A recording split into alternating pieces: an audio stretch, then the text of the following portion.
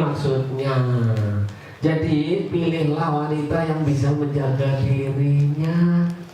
Jika kalian merasa khawatir ini mengawini wanita ini supaya lebih tentram untuk diri kalian dan lebih selamat buat agama kalian. Jadi orang nikah itu termasuk tujuannya nyelamatin agama supaya agamanya menjadi benar, menjadi lurus. Oleh karena itu kemarin surat An-Nur ayat 32 sudah kita bahas. Ayat ini menunjukkan bahwa seorang itu diwajibkan menikahkan, bukan nikah tapi menikahkan. Sebab kalau anaknya itu selalu yang dilihat nafsu. Tapi kalau orang tua biasanya mikirnya jauh.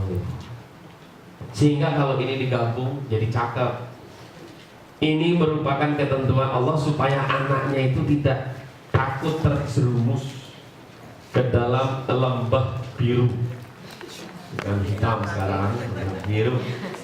Menurut ulama bahwa perintah nikah dalam ayat ini menunjukkan maknanya sunnah berdasarkan Alma malakat aimanukum di dalam perintah nikah itu, atau budak-budak kalian yang kalian miliki. Jadi nikah itu banyak kesempatannya, yang penting yang halal, jangan memaksa. Seorang disuruh milih nikah untuk mengambil istri, bahkan budak, karena sekarang sudah tidak ada. Kita lanjutkan di dalam surat Ar-Ra'du. Walaqad arsalna rasulan min qablikum wa ja'alna lahum azwajan wa dzurriyyatan. Dan sesungguhnya kami telah mengutus beberapa rasul sebelum kamu, dan kami memberikan kepada mereka istri-istri dan keturunan. Jadi memang ini perintah sunnah. Dikatakan, aku pernah mendengar Rasulullah SAW bersabda, hai golongan kaum muda, barang siapa di antara kalian mempunyai biaya, maka hendaknya ia nikah, karena sesungguhnya nikah itu lebih merundukkan pandangan mata dan lebih memelihara kehormatan. Barang siapa yang tidak mempunyai biaya, maka hendaklah ia puasa, karena sesungguhnya puasa itu merupakan peredam keinginan daripada nafsu syahwat. Kalau belum punya, jangan nikah. Kesian perempuannya, harus dalam keadaan sudah punya. Di antaranya apa tadi tujuannya? Supaya nanti sesudah nikah itu perempuannya itu tahu, gue nggak punya apa-apa loh. Mau atau tidak? Gue gak punya tempat tidur kayak gitu. Oleh karena itu banyak orang tua itu kadang-kadang malah menjerumuskan anak. Apa maksudnya? Siapa yang anaknya kebetulan dia mampu, mau kerja nggak boleh. Jadi nggak pernah ngurus rumah, nggak pernah masak, nggak pernah apa. Kita anggap kesian dia sekolah. Nanti setelah nikah, ya, kalau suaminya waktu nikah itu mampu, waktu nikah dia mampu, tapi ternyata terjadinya alam semesta gonjang-ganjing karena gempa bumi. Misal gempa bumi itu maksudnya bukan gempa bumi itu, misalnya ada kejatuhan dalam usaha terus jadi miskin, mungkin atau tidak? Mungkin saja. Yang kesian pertama kali emang anak si perempuan tadi, karena biasa tidurnya pakai AC, sekarang harus ngubungin pakai kena nyamuk, yang nyamuknya itu besarnya kayak burung dara. Akhirnya mamanya tiap hari, aduh kesian anak gue. Loh, kalau namanya anak mau nikah itu harus siap. Sehingga Rasulullah mengatakan, sapihlah anakmu. Disapih, bahasa Jawa, bahasa Indonesianya apa itu? Bisa. Dipisah, maksudnya itu dilatih. Kalau dipisah kurang enak, kurang tepat. Bukan dipisah, maksudnya itu dilatih, diajarin bagaimana dia hidup sendiri walaupun dia tinggal serumah. Minimal bersihkan kamar mandi, masak, ya aturan rumah tangga, supaya nanti kalau kamu kebetulan orang kalau naik itu kehidupannya itu gampang. Saya biasa naik bus, terus naik jet coaster, saya kira nggak sulit. Tapi habis naik pesawat, terus jalan kaki, wah itu sakit.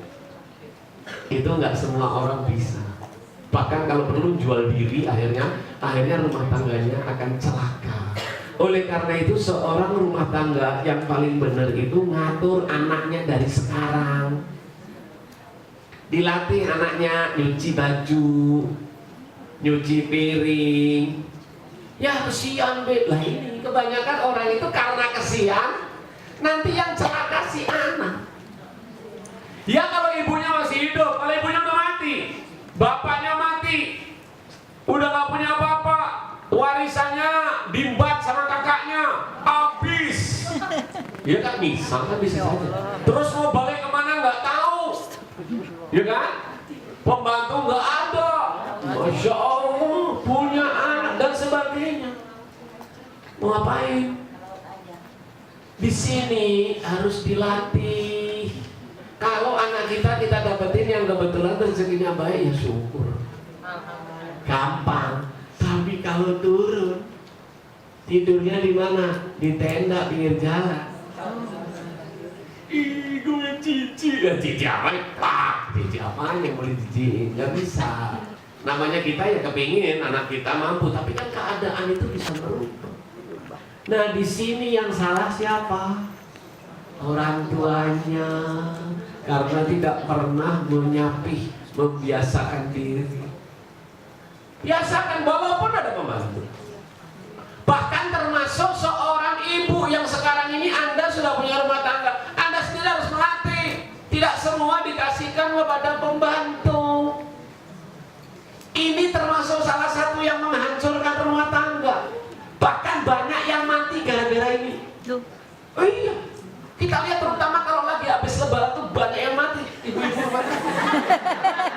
Lihat coba lihat, mampus gue, ya Allah, pembantu belum datang. Mampus. Apa ini? Ini menunjukkan bahwa dia nggak siap berumah tangga. Ajarkan anakmu menjahit, sunnah Rasulullah. Disuruh, ajarkan dia untuk mengatur rumah tangganya. Rasulullah itu orang yang paling mulia, diciptakan langit bumi karena dia. Anaknya Fatimah bengkak kakinya, dilatih untuk apa? Menggulung gandum sampai kapalan. Ini memegang pisau, memegang bawang.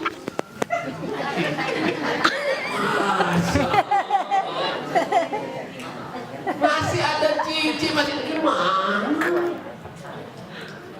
Ini terutama yang megang kamera yang dilatih. Oh ini jangan nganggap kita bercanda. Kita kadang-kadang kesannya seolah-olah ini lalu tidak.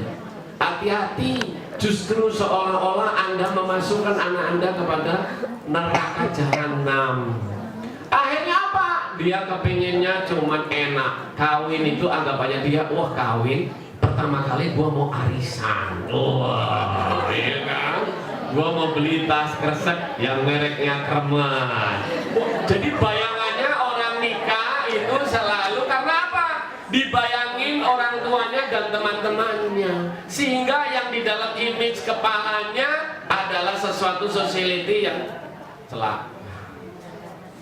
Ini yang harus dipersiapkan. Jadi kalau nikahnya gampang, tapi kadang-kadang nikahnya pun juga dipersusah. Padahal mudah nikah itu, nggak ada. Paling termudah itu nikah. Tapi sekarang kan aneh. Yang harusnya cukup jawabnya pun nggak usah banyak. Saya terima saja, udah cukup. Tapi sengaja akhirnya pakai si perempuan minta izin dulu ayahnya. Oh bayangin minta izin kepada dibikin sesuatu sandiwara, akhirnya jadi batu film sinetron. Nggak usah repot-repot. Yang paling penting bukan itu lah, kebanyakan kita mempersiapkannya itu. Yang dipersiapkan ini anak saya bisa nggak kalau ketemu nanti suaminya jatuh dan jadi miskin, siap atau tidak? Kebanyakan orang nikah hanya siapnya kalau lagi kaya. Begitu jatuh, wah, lu nggak bisa hidupin gua, minta cerai. Maaf, orang yang begini haram bau surga. Jangan nganggap enteng. Jadi sebetulnya ini anak tidak siap karena ibunya tidak mempersiapkan. Akhirnya anaknya nggak mau repot, apalagi dia pemain Sri Mulat. Maksudnya lucu. Wah, hancur, godaan luar banyak. Akhirnya terpengaruh oleh orang luar. Akhirnya pindah tempat tidur. Akhirnya naudzubillah ini orang akhirnya jadi penghuni neraka. Disebabkan karena apa? Orang tuanya tidak mendidik dengan benar. Ini jangan anggap masalah. Mau tanya berapa banyak ibu-ibu di antara kita saja yang dulu ada di sini, masya Allah, ada yang profesor, ada dokter. Buat apa? Bukan berarti saya katakan nggak maksud. Yang paling utama malah justru bukan itu. Tapi yang paling utama mas dia bisa ngatur hidup atau tidak. Tapi sekarang ini kita berlomba-lomba untuk supaya anaknya menurut dapat S1, S2, S3. Masya Allah. Bukan berarti saya katakan jelek. Silahkan kalau perlu profesor, tetapi dia tahu bagaimana cara hidup yang tentram. Rumah tangga kalau sudah diatur oleh yang nyari uang itu istri, ini namanya sudah menghilangkan syariat. Salah, udah salah nih. Pasti ada yang ada yang miss, ada yang seling, udah nggak benar. Sebab ini ada aturan di dalam Islam.